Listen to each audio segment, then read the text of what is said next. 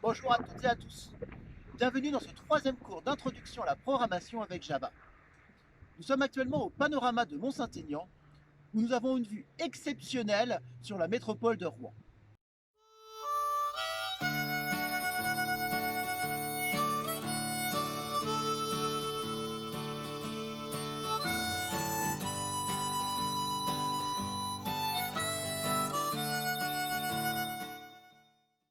La dernière fois, nous avions vu comment éditer, compiler et enfin exécuter de petits programmes Java. Dans cette séance, nous allons premièrement étudier la notion de séquence. Qu'est-ce qui permet d'ordonner séquentiellement le flux d'instructions du programme. Deuxièmement, nous verrons comment contenir des valeurs provenant de calculs intermédiaires grâce à la notion de variable. Troisièmement, nous verrons comment écrire nos premières méthodes, nos premiers savoir-faire. Un gros grain arrive, je pense qu'il est temps de rentrer.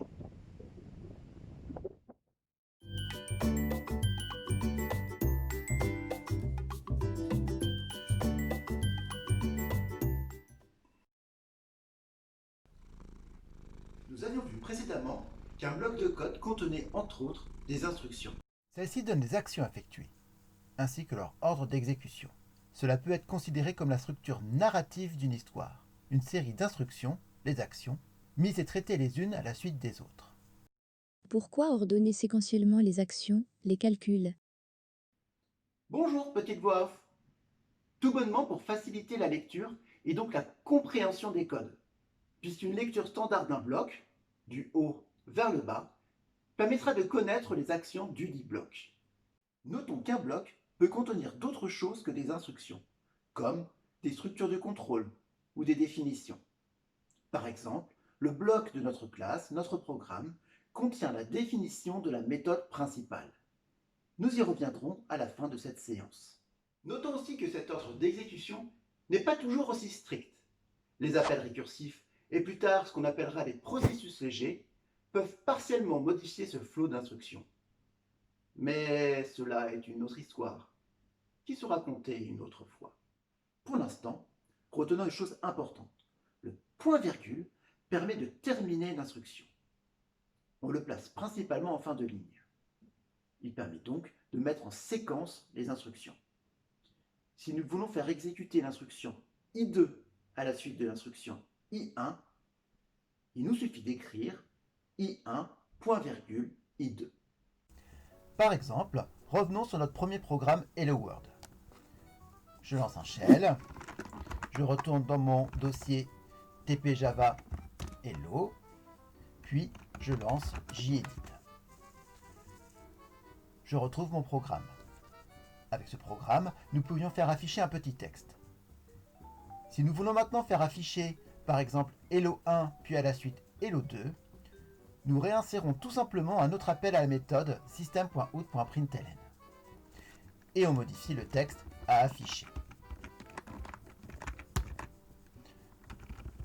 Je sauvegarde, CTRL S, puis je recompile mon programme. Et enfin, je l'exécute. Nous voyons bien les deux Hello qui sont affichés. Nous pourrions aussi rajouter un Hello 3, comme ceci, etc., etc. Il va sans dire qu'il est fortement conseillé de vous exercer à reproduire par vous-même les codes qui vous seront présentés. Essayez aussi d'imaginer et d'écrire vos propres codes, puis de tester leur comportement et de comparer les résultats à vos propres prédictions. Comment procéder pour afficher autre chose que des textes? Par exemple, le résultat d'un calcul. Java autorise de mettre n'importe quelle expression en tant qu'argument de la méthode println. Par exemple, nous pouvons faire afficher le calcul de 1 plus 2 en supprimant les guillemets du Hello 1 et en mettant à la place 1 plus 2. Pour le Hello 2, je vais mettre 3 fois 4. Java saura convertir le résultat de ces calculs naïfs en des chaînes de caractères. Tous les types de données ne sont pas affichables par défaut. Éventuellement, il faut programmer soi-même cet affichage et l'intégrer au code Java pour les prints. Mais cela est notre histoire, qui sera contée une autre fois. En fait, Pour une fonction f, on peut faire afficher f arg1, arg2, argn, qui est en fait une expression, si la résultante de ce calcul est elle-même affichable. Vérifions ce que nous venons de dire. Je recompile, je réexécute, et j'obtiens bien 3, qui vaut 1 plus 2, et 12, qui vaut 3 fois 4. Ce qui est affiché est-il ce que retourne f appliqué à ces arguments? Tout à fait. Rajoutons une fonction mathématique, math.pow 2,4, qui est de mettre 2 à la puissance 4. Je recompile, j'exécute, et j'obtiens bien 16. On peut lire cette expression de gauche à droite, comme le savoir-faire f, ici math.pow, qui doit prendre argument comme donnée pour travailler et retourner une valeur. Mais on peut aussi le lire de droite à gauche, comme pour les données qui sont les arguments, nous trouvons le savoir f, ici math.pow, à faire exécuter pour ces données. En fait, par abus de langage, une instruction est une expression qui retourne void, c'est-à-dire rien. Notons qu'avec un terminal, un shell, l'utilisateur donne ce qu'on appelle des commandes, dans l'idée de donner des ordres rudimentaires à un système d'exploitation. Comme ici, ls pour afficher le contenu de mon dossier, ou clear pour nettoyer l'affichage de mon terminal.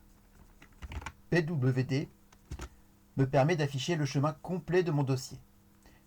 Il existe plein d'autres commandes, mais cela est une autre histoire, qui sera contée une autre fois.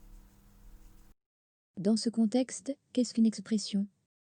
Pour l'instant, considérons qu'une expression est un élément de syntaxe du langage de programmation qui combine un ensemble de lexèmes, symboles, chiffres, les littéraux, caractères spéciaux, etc., retournant une valeur. Par exemple, 1 plus 2 est une expression de 3 lexèmes. Nous dirons que son évaluation donne 5. 1 plus f de 2 est aussi une expression. Elle est syntaxiquement correcte, comme ne le serait pas f, fermez la parenthèse, 2 plus, ouvrez la parenthèse 1. Mais elle n'est valide, disons typable, que si f est une fonction retournant un entier. Encore du vocabulaire. Dans ce contexte, qu'est-ce qu'un type? Comme dans toute matière scientifique, il est préférable de bien définir les concepts, même si nous laissons volontairement quelques imprécisions pour la suite des cours. Donc en Java, tout symbole est typé. Comme dirait un physicien, on n'additionne pas des vitesses et des poids. Ou comme le dirait un épicier, on ne met pas des tomates et des citrouilles dans un même panier, même si tous les deux sont des légumes. Un type définit donc la nature des valeurs que peut prendre une donnée, ainsi que les opérateurs qui peuvent lui être appliqués. Cela rend aussi la lecture des codes plus aisée, car le programmeur peut savoir quel type de données ces méthodes manipulent. Ici, nous indiquons bien que la fonction f prend en paramètre une donnée de type entier relatif et retourne une valeur aussi de type entier relatif. Voici des exemples d'expressions. À gauche correct, à droite erroné, car certaines non typables et d'autres avec un problème syntaxique. 2 fois 3 plus 4 est correct, cosinus de 3 aussi. 10 divisé par 0 est syntaxiquement correct, typable, mais déclenchera une erreur au moment de l'exécution. 10.0 divisé par 0 est aussi syntaxiquement correct, typable, mais posera éventuellement des erreurs de calcul. À droite, 2 fois entre parenthèses 3, 4, fermez la parenthèse, et bien évidemment une erreur de syntaxe. Cosinus de la chaîne de caractères hello est non typable, car calculer le cosinus d'une chaîne de caractères n'a aucun sens. 2 plus point virgule 3 est bien évidemment syntaxiquement incorrect, car le point virgule est mal placé. Hello divisé par 3 est aussi non typable. Dans notre exemple, 2 fois 3 plus 4 est une expression arithmétique qui sera évaluée en 5. Une expression est donc bien une combinaison de littéraux, d'opérateurs, plus, divisé, etc. et de fonctions. Elle est évaluée, on dit aussi calculée, en suivant les règles de priorité et d'associativité du langage de programmation pour produire, retourner une nouvelle valeur. Comme vous l'avez appris en maths, la multiplication est prioritaire sur l'addition. Exemple, 2 plus 3 fois 4 est bien 2 plus 3 fois 4 et non 2 plus 3 le tout fois 4. Et en Java, nous utilisons le système de parentage usuel pour l'associativité. Exemple, 1 plus 2 plus 3 est équivalent à 1 plus 2 plus 3. Quels sont les types en Java? Java comporte des types primitifs, ceux préexistants et disons de base. Voici les principaux que nous utiliserons pendant ces cours. Int pour les entiers relatifs, comme par exemple -10, 0, 5. Float pour les nombres à virgule flottante, comme par exemple 5.189. Et enfin Boolean pour les booléens, les valeurs de vérité, qui sont les valeurs true ou false, c'est-à-dire vrai ou faux. Notons que string, le type de chaîne de caractères, n'est pas un type primitif. Il s'agit en réalité du type d'un objet. Un objet tellement usuel qu'il existe de base dans les programmes Java. Il existe d'autres types primitifs, et chacun a une représentation machine différente liée aux valeurs limites du type. Mais cela est une autre histoire, qui sera contée une autre fois. Outre l'addition, la multiplication et la division, quels sont les autres opérateurs en Java? Il existe plein d'opérateurs sur la plupart des types primitifs de Java, comme la manipulation de caractères, de booléens, etc. Mais cela est une autre histoire, qui sera contée une autre fois. Quel est l'intérêt du typage? En Java, tout est typé statiquement, c'est-à-dire inféré, ou disons plutôt simplement analysé par le compilateur, et ce afin d'interdire les programmes qui effectueraient des opérations aberrantes, comme diviser un entier par une chaîne de caractères. Un éminent informaticien avait dit « Well-typed programs can't go wrong ». Cela distingue Java de certains langages de programmation où le typage est dynamique. On parle de duck typing, avec l'idée que si un objet ressemble à un canard, alors ça doit être un canard. Mais ça implique que l'erreur de typage n'est détectée qu'à l'exécution. Notons que Java pratique aussi un peu de typage dynamique, mais cela est une autre histoire, qui sera contée une autre fois. Il est important de retenir que le typage statique introduit de la sûreté d'exécution, et donc de la confiance en nos programmes. Tant mieux. Avant de continuer, qu'est-ce que je pourrais faire pour m'exercer? Je vous propose les 2 premiers exercices de la feuille de TD, elle-même située dans les liens donnés en description ci-dessous. Comment afficher, pour une suite U, et sans connaître son terme général, les valeurs U1, puis U2 et enfin U3? Et bien sûr, sans avoir à recalculer U2 lors de l'affichage de U3. Il nous faut alors mémoriser temporairement la valeur de U1 puis de U2. Pour ce faire, nous allons utiliser une variable qui sera initialisée avec la valeur de U0. Les variables sont des symboles qui associent un nom à une valeur.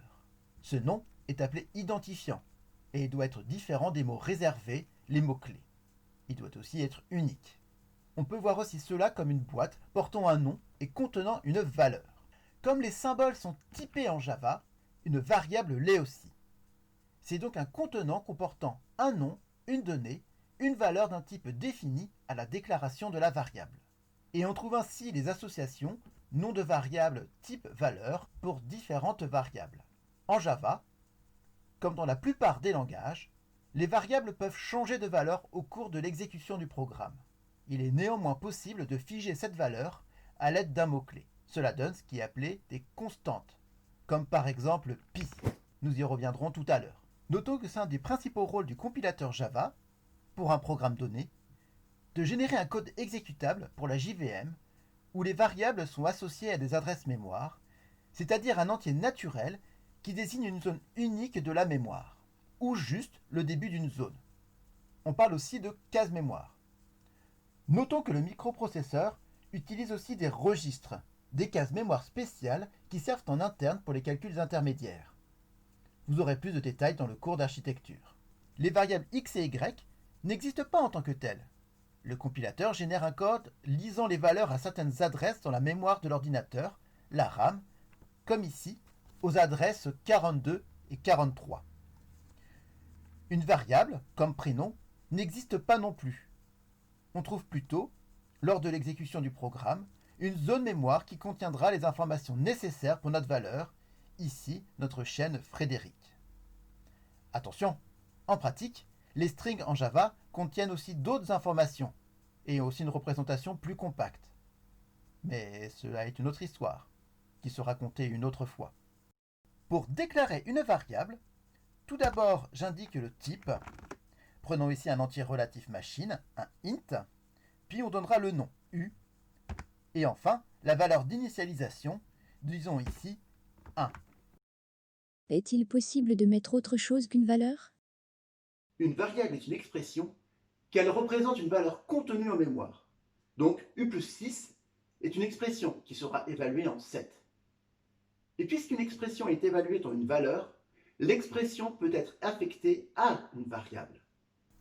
En Java, une affectation est l'instruction x égale e, où x est une variable et e une expression. Après l'affectation, x est associé à la valeur de l'évaluation de e. Par exemple, pour l'instruction x égale 2 fois 6, nous avons avant l'association x pour 10, et après, x vaudra 12, c'est-à-dire 2 fois 6. Attention, le symbole égal n'est pas un opérateur d'égalité en Java. Celui-ci est noté égal égal. En réalité, il s'agit du test d'égalité physique. Mais cela est une autre histoire, qui sera contée une autre fois. Notons que l'affectation n'est d'ailleurs possible que si l'expression est du même type que la variable. Et ce pour deux principales raisons. 1. Le contenant pourrait ne pas être capable de contenir la nouvelle valeur. Comme pour ici la variable x qui est un entier, si on lui affectait une chaîne de caractères, celle-ci pourrait ne pas tenir dans la zone mémoire allouée à la zone x et déborder sur d'autres zones mémoire. 2. Et même en admettant que cela soit possible, via un décalage des valeurs dans la mémoire, que vaudrait x divisé par 2? On prendrait la moitié des lettres, ou bien des lettres coupées en deux? Ce serait aberrant. Et enfin, que vaudrait cosinus de x? Voici des petits exemples d'affectation. Nous avons déclaré une variable x qui vaut 8. Nous déclarons ensuite une variable y qui vaudra x plus 1, c'est-à-dire 9. Ensuite, on affecte à x la valeur de 2 fois y, c'est-à-dire 2 fois 9, 18. Enfin, on affecte à y l'évaluation de 2 fois x, c'est-à-dire 2 fois 18, 36. Nous nous retrouvons avec un x auquel est associée la valeur de 18 et un y auquel est associée la valeur de 36. Mais revenons sur notre problématique du calcul de la suite. En supprimant le 1 plus 2 et en mettant à sa place u, nous avons ici l'affichage de u de 0. Supposons que notre suite soit u au rang n plus 1 soit égale à 3 fois u au cube plus 5 moins 6u au carré.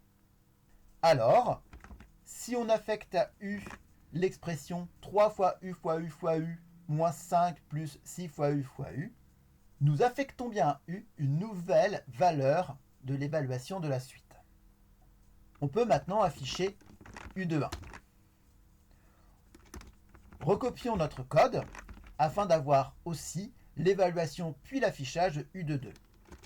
Et encore une fois, pour avoir l'affichage u de 3, et je supprime ici nos anciens affichages. Je sauvegarde, je compile, j'exécute, et j'obtiens les valeurs de la suite. Est-ce qu'il serait possible d'améliorer l'affichage en mettant d'abord le nom de la variable puis la valeur? Une solution serait d'afficher un texte avec un print, puis l'entier avec un autre print. Ou de jouer avec une combinaison de print. Mais cela rendrait le code fastidieux tant à écrire qu'à lire. Java propose une solution beaucoup plus simple avec la concaténation de chaînes et la conversion automatique d'entiers en chaînes de caractères. Voyons voir cela. La concaténation de chaînes de caractères se note avec un plus. Elle permet de mettre à la suite des chaînes de caractères. Par exemple, bon plus jour donnera la chaîne de caractères bonjour. Épi plus zen donnera la chaîne de caractères épizen. Cela peut fonctionner aussi avec des entiers, car Java est capable de convertir des entiers en des chaînes de caractères. Comme par exemple ici, hello plus 1 donnera la chaîne de caractères hello 1, où le 1 à droite n'est pas l'entier 1, mais le caractère 1. Attention, ce plus n'est pas commutatif. En général, pour des chaînes de caractères S1 et S2, S1 plus S2 est différent de S2 plus S1. Par exemple, AB plus BA sera évalué en ABBA, tandis que BA plus AB sera évalué en BAAB. Nous pourrions écrire le code en rajoutant les chaînes de caractères que voici, que je vais recopier pour chacun de mes affichages. La valeur de U est ici transformée en une chaîne de caractères, car le plus, dans ce cas, n'est pas celui des entiers, mais la concaténation des chaînes. Java fait cette conversion automatiquement si le contexte, comme ici, permet de le déterminer. Voyons maintenant ce que affiche notre programme. Je recompile mon programme, j'exécute, et cela est effectivement beaucoup plus agréable à lire pour l'utilisateur. Est-ce qu'on ne pourrait pas afficher directement le nom de la variable?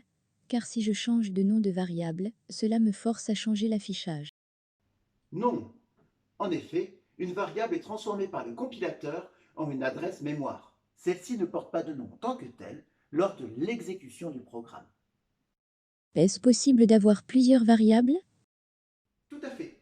Et il n'y a pas une vraie limitation à part celle que pourrait imposer la mémoire de la machine. Reprenons notre code et ajoutons la combientième valeur de la suite nous avons calculée. Rajoutons la déclaration d'un compteur i que nous initialiserons à 1. Puis, après la modification de u, on augmente ce compteur de 1.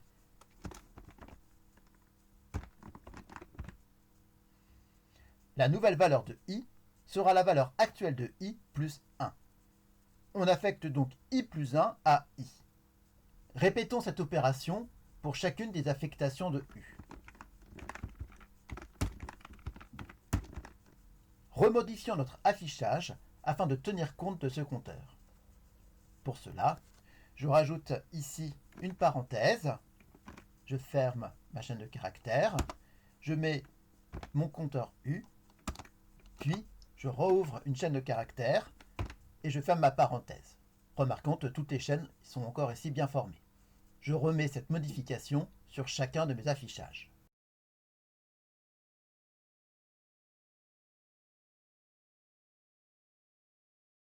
Maintenant, recompilons notre code et exécutons. Nous avons là un affichage qui est beaucoup plus agréable à lire pour l'utilisateur.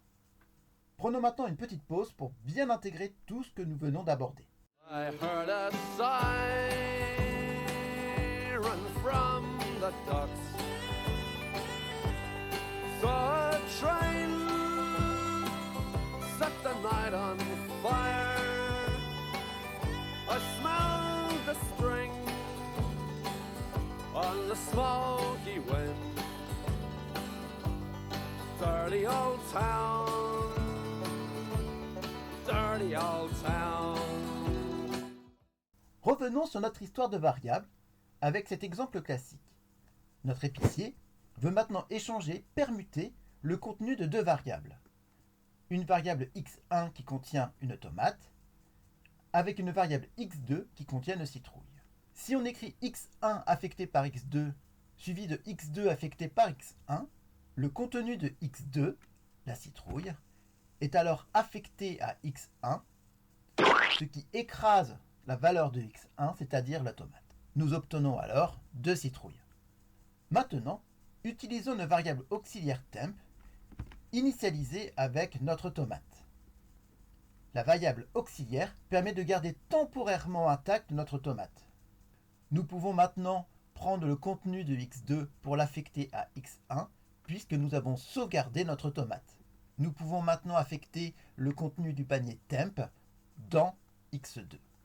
Nous obtenons alors la bonne permutation, c'est-à-dire l'échange des contenus des paniers. Notons que si temp était défini localement, donc dans une variable, le code Java supprimerait automatiquement cette variable et donc son contenu à la fin de l'appel de cette méthode. C'est le rôle du garbage collector. aussi appelé ramasseur de miettes. Mais cela est une autre histoire, qui sera contée une autre fois. Est-ce que je peux donner n'importe quel nom à ma variable? Il y a quelques limitations, et il est fortement recommandé, notamment pour un projet conséquent, de suivre les conventions de nommage. Mais cela est une autre histoire, qui sera contée une autre fois. Pour visualiser le contenu de mes variables, dois-je mettre des prints partout? C'est souvent nécessaire quand on veut débugger les programmes pour voir si les valeurs de certaines variables sont celles attendues.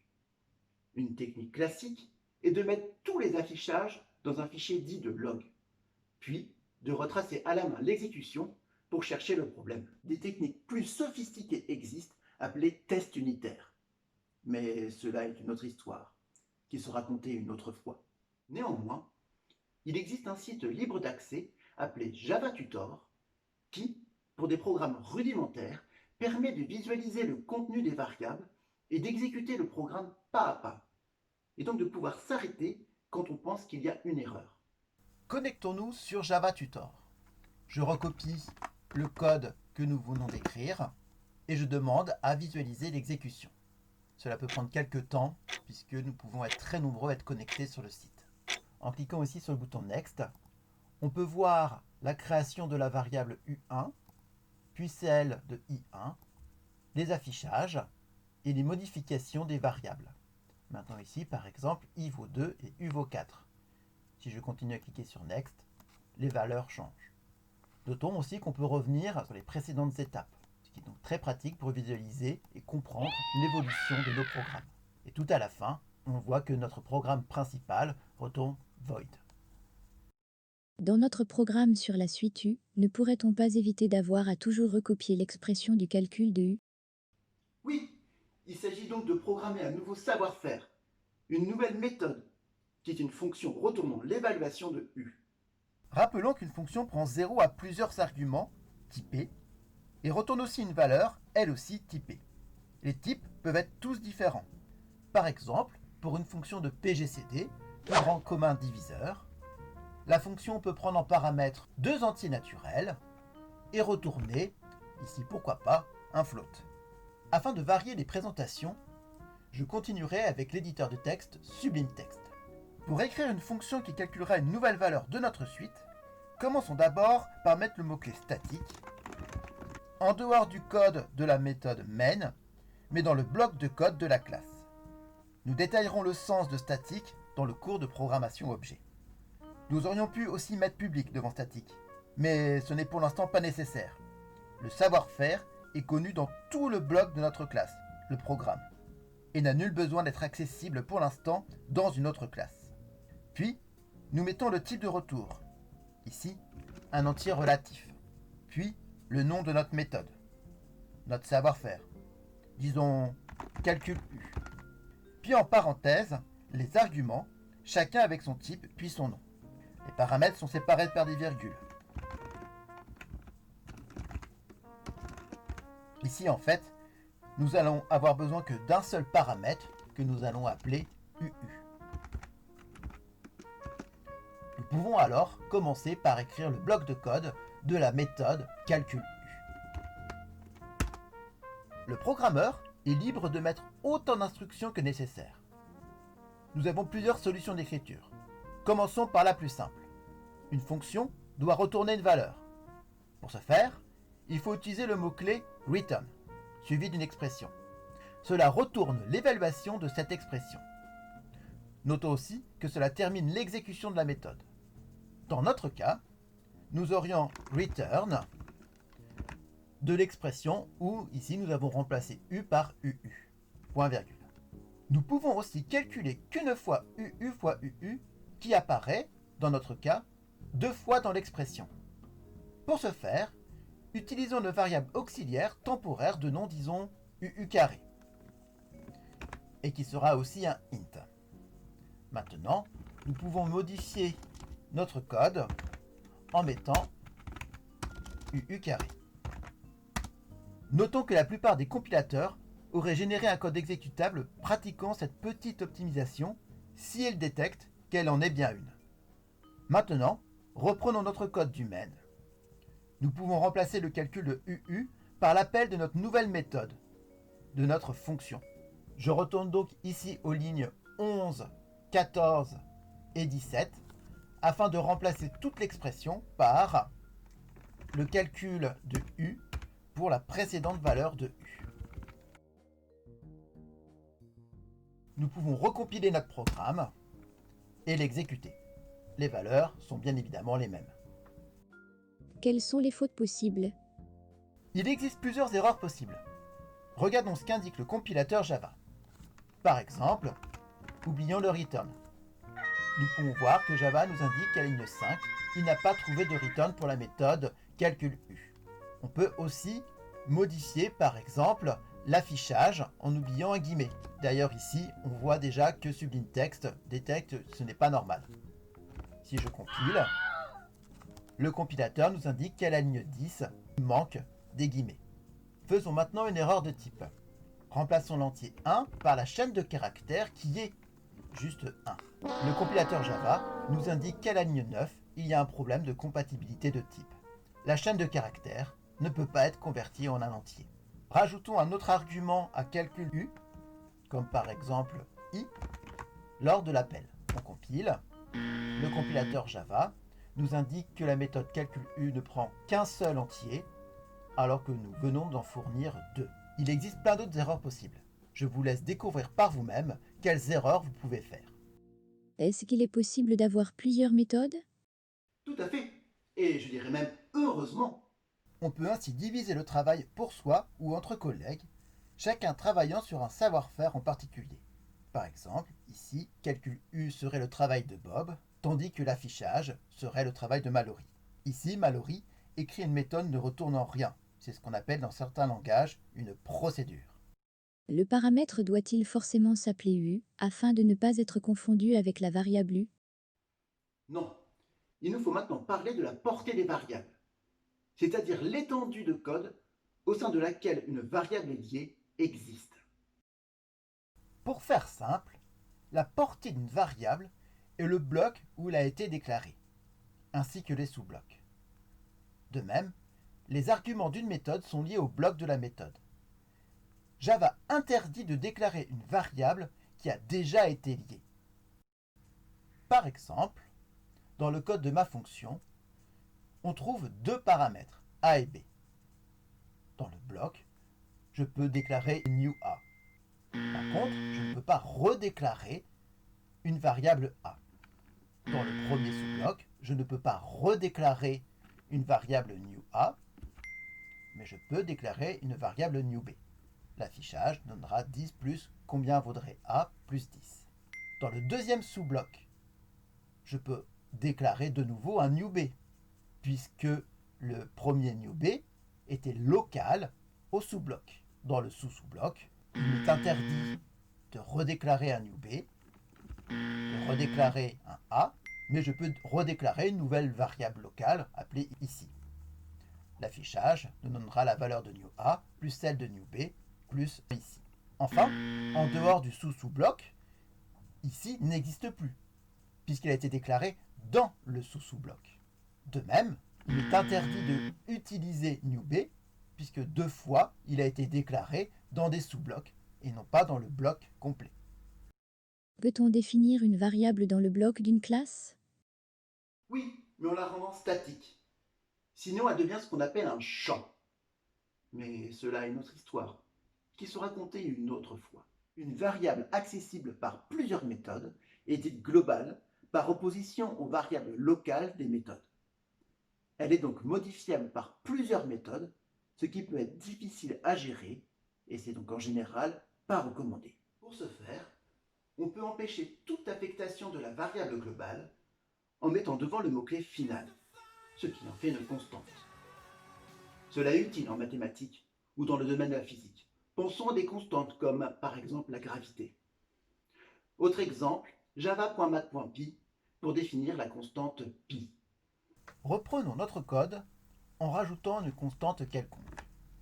Je peux utiliser GG pour récupérer sa valeur. Par contre, il me sera impossible de modifier la valeur de GG. Par exemple, Si je mets GG vaut 100, le compilateur m'indique qu'il ne peut pas assigner une valeur à une variable qui est finale, c'est-à-dire à une constante. Modifier localement une donnée globale est ce qu'on appelle communément un effet de bord, side effect en anglais. Mais cela est une autre histoire, qui sera racontée une autre fois. Que se passera-t-il si le code de ma méthode modifie un paramètre? Il nous faut parler du passage par valeur, par copie, à comparer au passage par variable, par référence. Dans le passage par valeur, la valeur de l'expression passée en paramètre est copiée dans une variable locale. C'est cette variable qui est utilisée pour faire les calculs dans la fonction appelée. C'est le comportement standard des programmes Java pour les types primitifs. Reprenons notre code en y ajoutant une modification du paramètre U. Par exemple, en y affectant la valeur 10 000. Ensuite, on va mettre en commentaire tout le reste du code et mettre le retour de la méthode UU dans une variable temporaire. Maintenant, affichons combien vaut U. On compile, on exécute. La valeur est toujours 0, puisqu'au départ U valait 0. L'appel de calcul U n'a pas modifié la valeur de U. On peut aussi rajouter le mot-clé final devant le paramètre d'une méthode, ce qui va empêcher les affectations sur ce paramètre. Je compile et le compilateur m'indique que le paramètre est final et qu'il ne peut donc pas être affecté, assigné en anglais. La deuxième technique de passage consiste à passer non plus les valeurs comme paramètres, mais à passer les variables elles-mêmes. Il n'y a donc plus de copie, plus de variables locales. Toute modification du paramètre dans la fonction appelée entraîne la modification de la variable passée en paramètre. C'est le comportement standard de Java pour les objets, mais cela est une autre histoire, qui sera racontée une autre fois. Le passage par variable n'est-il pas plus efficace?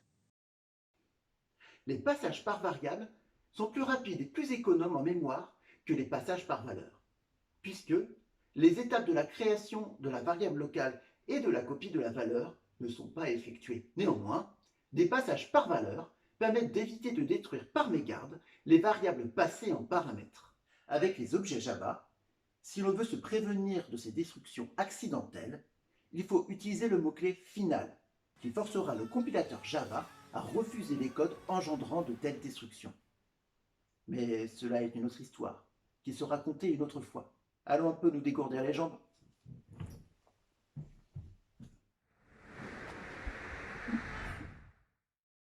Qu'est-ce que je pourrais faire pour m'exercer?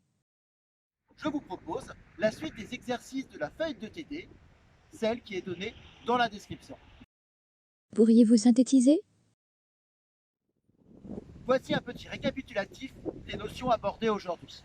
Le point-virgule permet de mettre en séquence les instructions. Les types donnent la nature des données et interdisent l'exécution des codes erronés.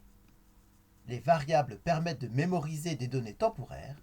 L'affectation x égale e est pour mettre à jour une variable par l'évaluation de l'expression e. La définition d'une méthode, d'un savoir-faire, se fait sous la forme type, nom de la méthode, argument et code de la méthode. Et pour la suite? Dans la prochaine séance, nous détaillerons quelques notions abordées aujourd'hui. Les types primitifs, les opérateurs, ainsi que les conventions de nommage. À très bientôt!